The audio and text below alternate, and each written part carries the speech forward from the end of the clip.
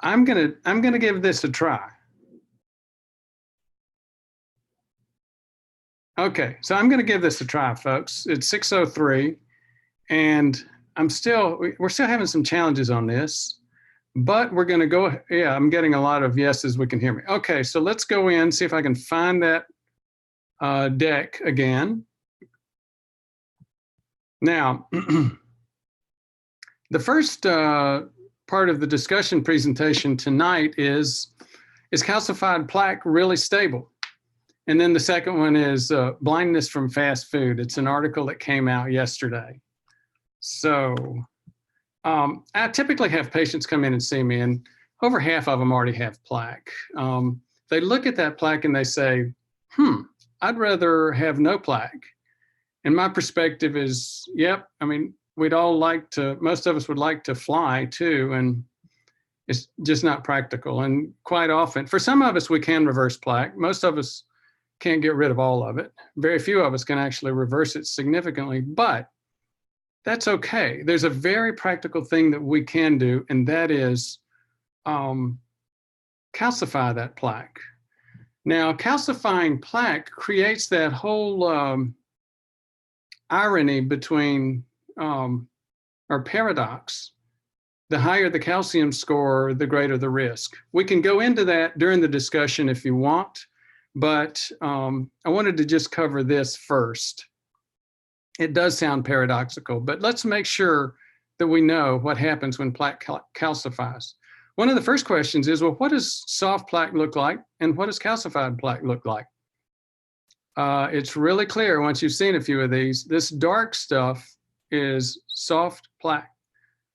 As it hardens and stabilizes, it calcifies.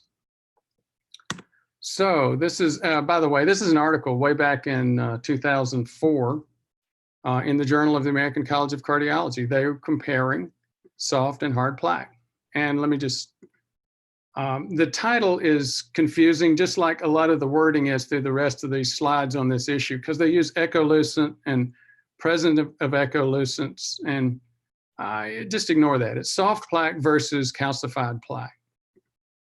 Now, for those of you who look at these two and say, well, I clearly can tell a difference, but I think it's subjective on how much difference is there. Well, you can objectify that, and that's what they did in this image below. They calibrated based on the color in that space. And as you see, this one had much more white. It's much more calcified. Now, again, if you try to interpret the exact wording without echolucent carotid plaques or with echolucent, again, what they're talking about is echolucent, meaning dark, you can see through it. Bottom line, it was about 250 people. About half of them had calcified plaque, which you see here. That's the dotted line. During the study period, about 30 months, you started off early with about 4 people having an event that stabilized, and no one else had an event for the rest of that time period. Actually, you had 3 and then 1 a couple of months later. However, look at the people that had soft plaque. 8 events, 2 events, 2 events, 4 more events. You know, just continued to have events. So yes, if you've got plaque, you clearly want to get it calcified. And overall, through the 30-month period, the people with soft plaque had 29 events. The people with echogenic or calcified plaque had 4 events. So again, very clear statement of what I'm talking about in terms of saying you may not be able to get rid of all that plaque, but you can most certainly calcify it, stabilize it, and achieve a much higher state of health, much lower risk. Now, before we get to the French fry comment, I'm just going to have a word from our sponsor, that would be me, and talk about the November 8th and 9th event. We've had quite a few people sign up. We've got a large room, so we've got more availability. The event's not for everybody. A lot of people look at it and say it's expensive. It's expensive because it's actually a medical evaluation. A lot of people might also say it's in Louisville, and that's not a great place to be. Before you decide that, let's just stop and think about it. This is actually a horse farm in the background, a few miles from my house. I live in the horse country, and each week I go cycling up in there. The half marathon that's labeled as the most beautiful half marathon in the country is in that same space. I've run several half marathons in there as well. Again, we're talking about November 8th and 9th. Now, here's the thing. It's mostly going to be me talking, and you could say, well, are you, A, maybe you're a glutton for punishment, B, maybe you're full of yourself, and maybe both of those are true. But here's what happened. At the Healthy Life Summit event this past March, 3/4 of the attendees were YouTubers. And what they said was, Brewer, this was really, really good. We really like the ability to go ahead at one place, pay one amount, one group, we get our CIMT, we get it read, we get all of our labs, we get those read, we get interpretation, and we spend hours going over these things. It's easier. I don't have to go to different labs. I don't have to find the CIMT and see when they're coming in from all over the country. I can get it all done at once. The other thing is, it's very nice in terms of getting, instead of just 1 hour reviewing this one-on-one with you, I hear what other people have. I'm able to raise my own questions. I learn a lot. And then, by the way, you do get the between half an hour and an hour one-on-one visit as well. So we cover all these things. It's a 2-day intense event. So it costs a good bit of money. It costs equivalent or less than getting a basic evaluation. And you get the full 2 days as well. If you're not into one of those evaluations, you're not into paying that much, or you're not into 2 days of intensity, it's probably not the event for you. For those who are thinking about it and saying, yeah, but Louisville is not that great a place to be, that's not true. Louisville, again, is a fun place to be. So thank you for your patience with me as I went through that.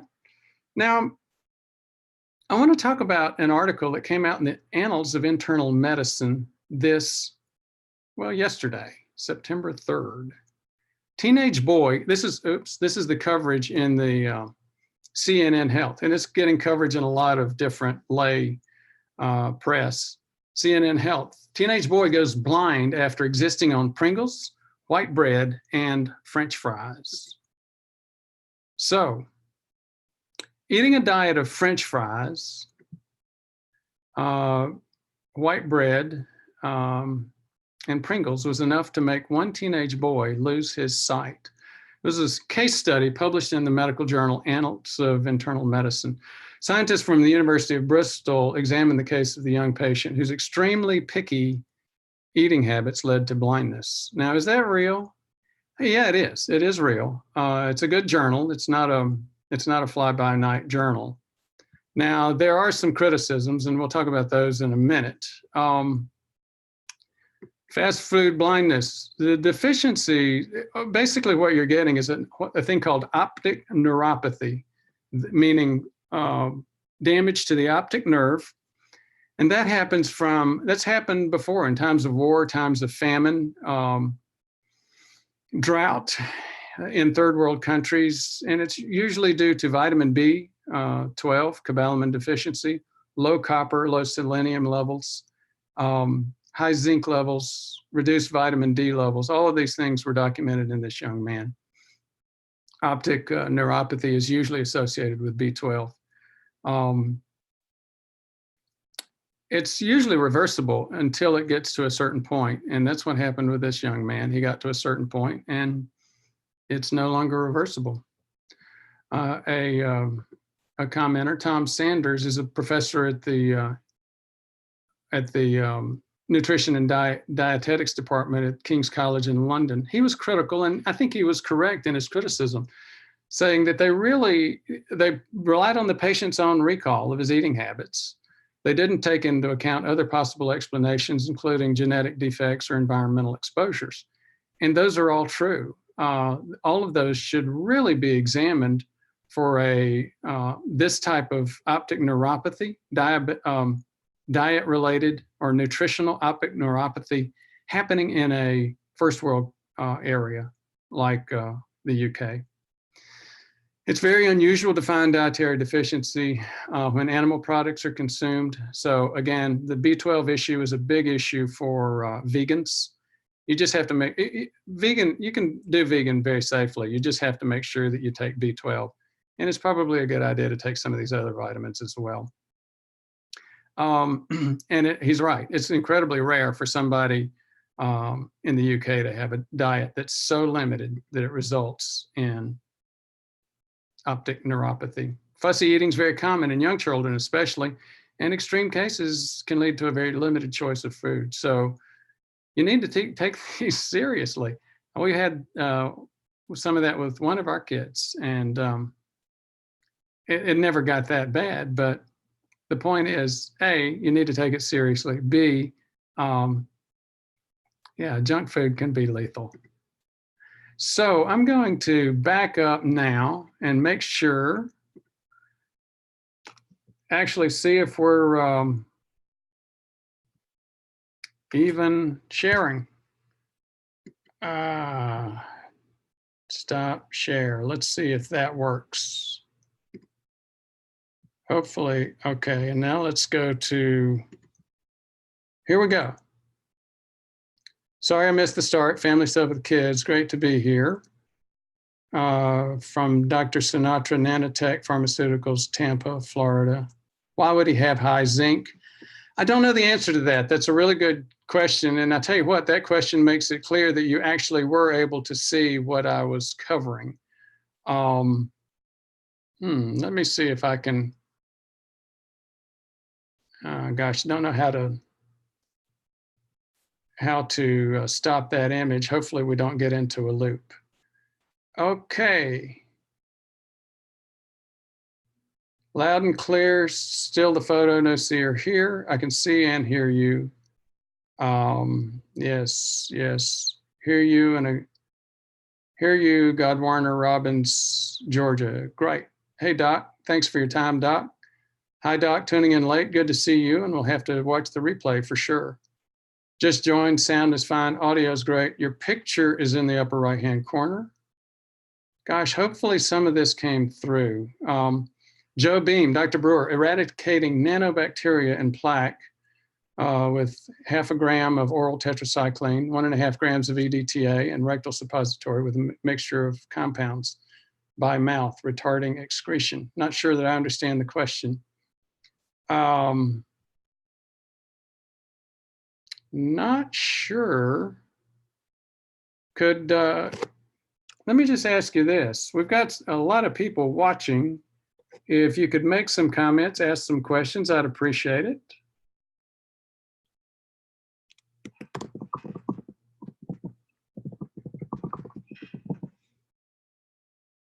If we don't, then we may go home early. Actually, I'm already home, but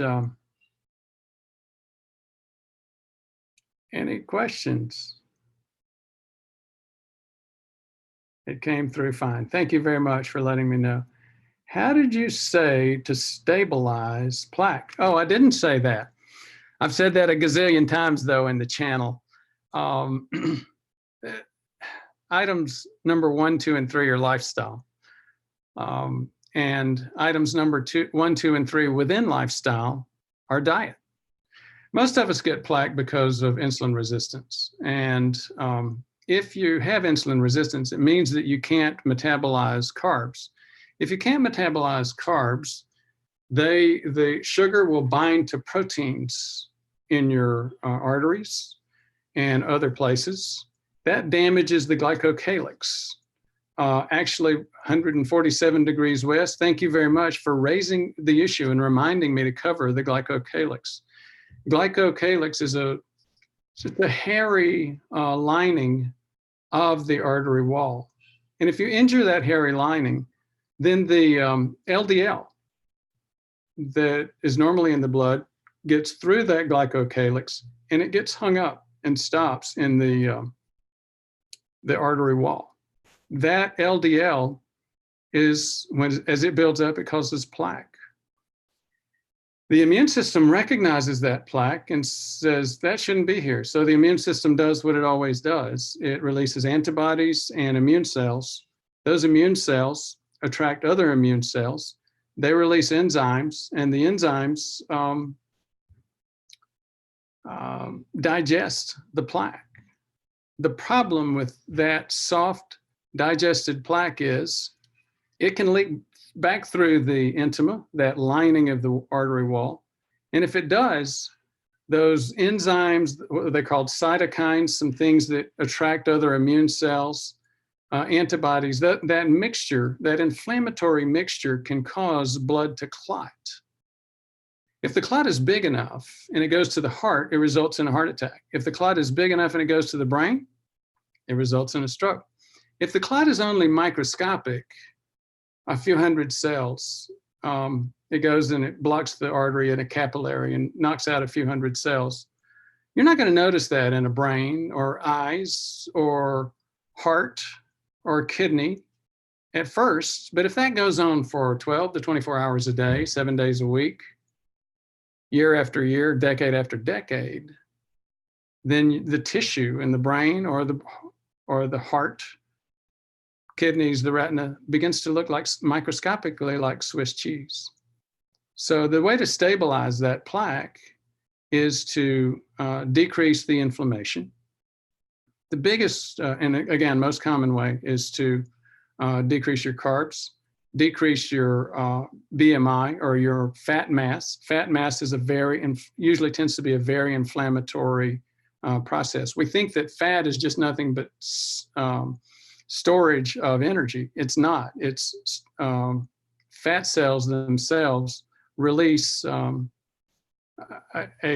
significant number and type of hormones, leptins, adipokines, things that leptins are supposed to decrease hunger. Adipokines are associated with inflammation, and so you want to decrease that fat mass. You want to do what you can to manage insulin resistance.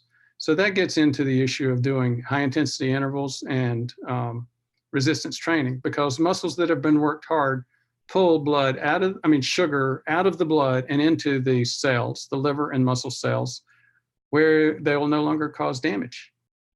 So maybe hopefully that was a good answer to your question. Okay. Why don't you have resistance training in your workout? Well, I do. In fact, what I recommend is a couple of things that most people don't do. It's associated with TUT, time under training, so a lot of muscle work. Instead of doing like your typical bodybuilder or weightlifter will do like 3 sets of 8 to 12, 8 for upper body and 12 for lower body. That was the old standard, but there's a thing called the Austrian volume method, and it's associated with a scientific concept called time under tension. And basically, if you go to some of the world record holders in terms of A, bodybuilding, like Arnold Schwarzenegger, or B, the ability to lift multiple times of your weight, like Richard the Ant Hawthorne, you'll see they do what's called, again, Austrian volume method, where you do like 100 reps. The first 40 reps, you feel kind of silly because the weight's so light, but that does engage those muscles. That does start to deplete the glycogen. The next 30 reps, you start to feel it. And then the last 30 reps, you really blow it out to where it's painful.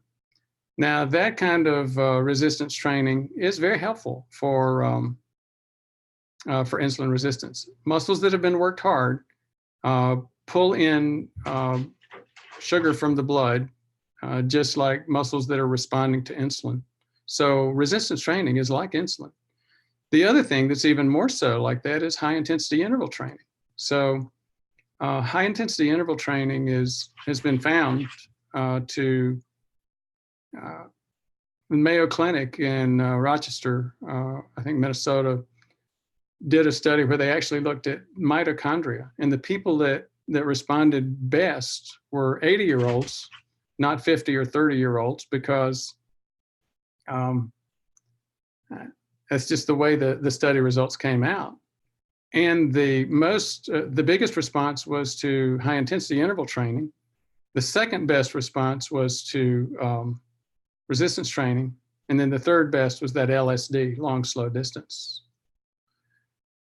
So have you heard the term remnant LDL? Yes, the short version, I just did a video on that recently. I don't know if it's, and I've got videos on high intensity interval training, resistance training, Schwarzenegger, and relative fat mass, Schwarzenegger on the the Austrian volume method, Richard the Ant Hawthorne, young man in Mississippi, 135 pounds, owns the world's records for lifting deadlift and press for multiple times his weight. We've got videos on all those. Now, remnant LDL, remnant cholesterol, I think is what you're looking for, Loretta. And remnant cholesterol is usually made up mostly of VLDL and chylomicrons. It's basically the cholesterol, the total cholesterol. The easier way to look at it is total cholesterol minus HDL minus LDL. There was somebody who did a very good, very informed post on it. I think it was Tom in the forum. But the bottom line is, if you want to take a simple look at it, it's the VLDLs. Now, what does VLDL stand for? Very low density lipoproteins. And what does that mean? It's the lipoproteins that tend to have a lot more triglycerides in them. Typical numbers are 16 to 18. You get numbers, you can get numbers a lot higher. And those are considered to be significantly atherogenic type of cholesterol. What does atherogenic mean? Athero meaning sclerosis or plaque, and genic means creating plaque. So I hope that helped. How are things going with pitavastatin? I started pitavastatin a couple of weeks ago and doing very well. Thanks for asking. Joseph Page, Doc, my calcium score was 20, taking 100 milligrams of K2 MK7 daily. Should I continue, or am I making my plaques more dangerous? You know, there was a lot of debate about that. And here's the thing. I clearly don't. At this point, I don't think that there's any, nobody knows. Let me just put that out there first. The bottom line is nobody really knows. And in fact, if you look at the randomized clinical trials, which are the best scientific evidence, they're still pretty soft regarding K2. However, I've gone back. When I originally looked at this, I did a few videos on it, and John was working with us at that time. John was a little bit concerned after having found a couple of studies that indicated that it decreased the strength of plaques, taking the calcium out. I'm skeptical of that. It was ex vivo kind of stuff, meaning outside and vivo life, meaning these were in plaques that had been taken out of arteries. So we really don't know what goes on inside the artery as much. However, if you read up more on what I would suggest you do is Google osteocalcin. And you begin to see some of the reasoning behind K2. It has to do with osteocalcin and a couple of other enzymes which do have a role in taking plaque out of other tissues and putting plaque. Sorry about that. Osteocalcin, a couple of other enzymes that do have a role in taking calcium out of bone or putting it in bone, taking it out of other places, other tissues, and putting it again in bone. It's also, by the way, related to insulin resistance. So there's a lot of very interesting related science, but that's as deep as it gets, and that's as solid as it gets. There's no randomized clinical trials that show decreased calcification and or clearly ABI, arterial brachial index. And I've covered all of those. But anyhow, you can get lab recs from us if you want, then attend the webinar, and then get a much better understanding of your own status. It is getting 6:49. The meetings get a little long in the tooth. I'm going to try to start shortening these meetings down to about 45 minutes, maybe even 30 for review. People that go, these are all posted, recorded, and they sit on the YouTube channel for people to come look at. And it's hard to bite off looking at a 1 hour thing. Half hours are much more popular. What we may end up doing is like doing 2 of them, but we'll get there. Thank you very much for your interest tonight. And we made it through those 2 pieces of software and got them to work together. Thanks. Now, if I can figure out how to stop all of this.